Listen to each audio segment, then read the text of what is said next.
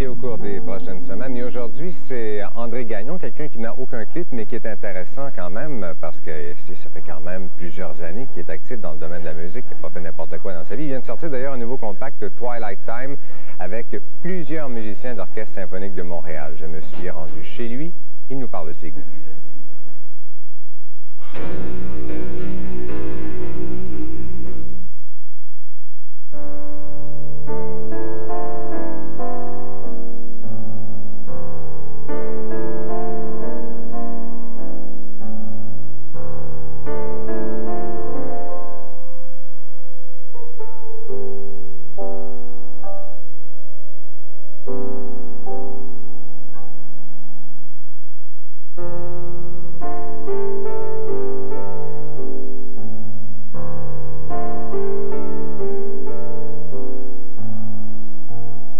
Premier choix d'André Gagnon, c'est pas du classique, c'est Elton John, qui était un de ses premiers disques, je crois son deuxième. Oui, le disque sur lequel il y avait Your Song et quelques autres, évidemment, 11 autres probablement. Mais ce qui m'avait frappé, c'était la qualité et la nouveauté de sa voix, sa façon de phraser qui est très différente de ce qu'on avait entendu jusqu'à ce moment-là. Son phrasé. Son phrasé, oui. Sa façon de placer les consonnes sur les notes, de donner un sens à la phrase. Ça prend un musicien pour trouver ça. Non, enfin, cette façon de parler d'un chanteur, c'est les chanteurs qui parlent comme ça d'eux-mêmes. Mais il reste quand même que c'est une démarche musicale.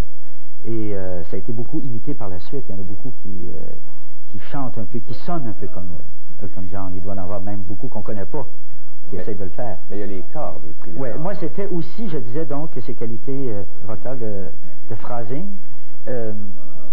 c'était les arrangements de Buckmaster, qui étaient, à mon sens, quelque chose de très nouveau à l'époque. Là, on parle évidemment du début des années 70, si je ne me trompe pas. Hein? Oui, c'est comme 1970, à peu près, Your Song. C'est ça. Et c'était donc nouveau à cette époque-là, cette façon d'écrire pour les cordes.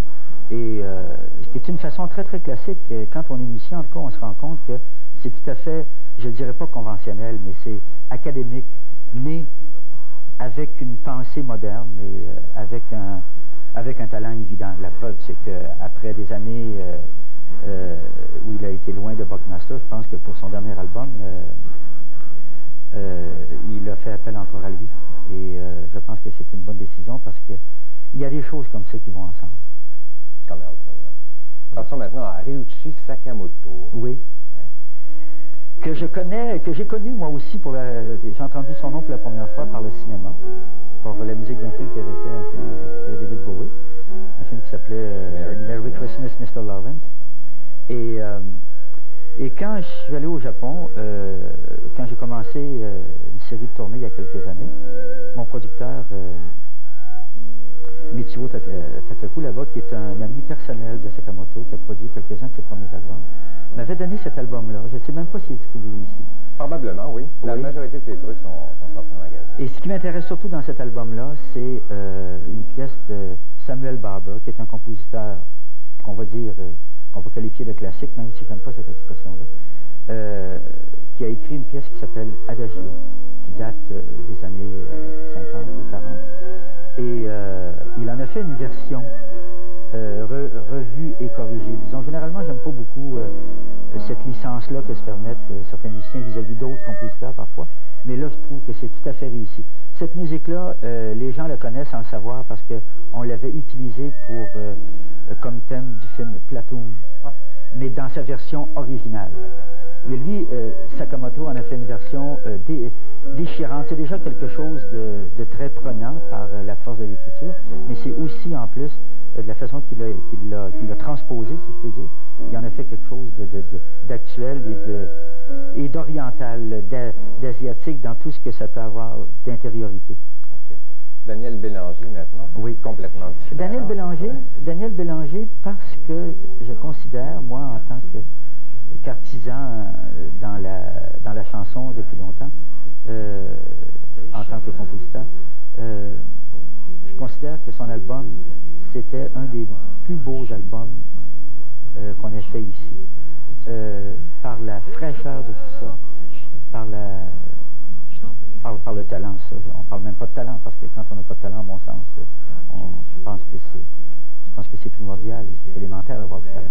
Mais lui, il y a quelque chose, il a apporté une fraîcheur, il a apporté une nouvelle façon dans le langage, dans la façon d'écrire les paroles, qui était comme un texte qui s'adressait à une personne en particulier, comme si c'était improvisé quasiment, alors qu'on sait que ça ne l'était pas du tout, parce que c'est un album sur lequel il a travaillé pendant des mois.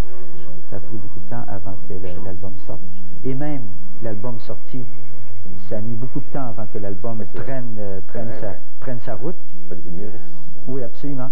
Et je pense qu'avec le jaune de Ferland, avec certains albums de Charlebois à l'époque, avec maintenant celui de Kevin Parent. Je pense que Kevin Parent. Oui, j'aime beaucoup Kevin Parent. Et c'est je pense que c'est des jalons dans l'histoire de notre chanson québécoise. D'accord, on va regarder un bout de Daniel Bélanger. Sèche tes pleurs, sèche tes pleurs. Je t'en prie, sèche tes pleurs, sèche tes pleurs, sèche tes pleurs. Je t'en prie, sèche tes pleurs.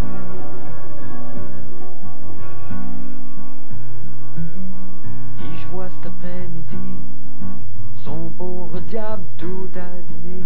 Je l'aime et je m'ennuie. Pourquoi tu vas pas la retrouver?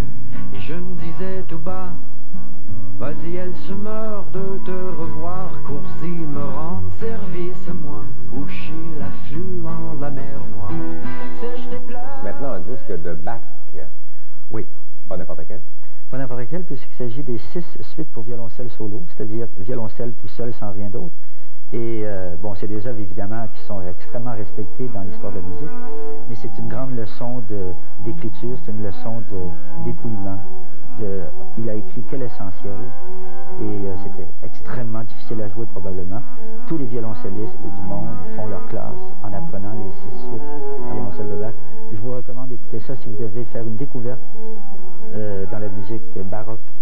C'est avec et joué par Pierre Fournier, qui était un des plus grands violoncellistes au monde, violoncelliste français. Et Queen. Moi, j'ai découvert Queen à la toute fin. Ouais. C'était leur dernier album en tant que groupe. Et en plus, c'est la dernière chanson de l'album, qui s'appelle The Show Must Go On. Qu'est-ce qui t'a impressionné là-dedans? Ben, premièrement, j'ai découvert la voix de Freddie, que je connaissais pas vraiment. Et la chanson est une grande chanson. Et la chanson est intéressante par la voix, par l'arrangement, mais il y a aussi le bridge, la partie centrale de la chanson, qui nous amène complètement ailleurs. Et je me demandais vraiment la première fois que j'ai entendu ça, comment il referait pour tomber sur ses pattes pour revenir au refrain. Et mais parce qu'il s'en va vraiment très très loin. On est très très loin de la tonalité originale et on tombe aussi dans un autre climat. Et on retombe avec force dans le refrain à la fin, dans une apothéose extraordinaire. Et pour moi, c'est une grande chanson, c'est de la belle musique. Il y a un message aussi, parce qu'ils savaient qu'il y avait le sida dans ce temps-là, c'était « The show must go on ». Ah, tu vois, j'avais pas compris ça, je savais pas. Tu vois, je les connaissais très mal.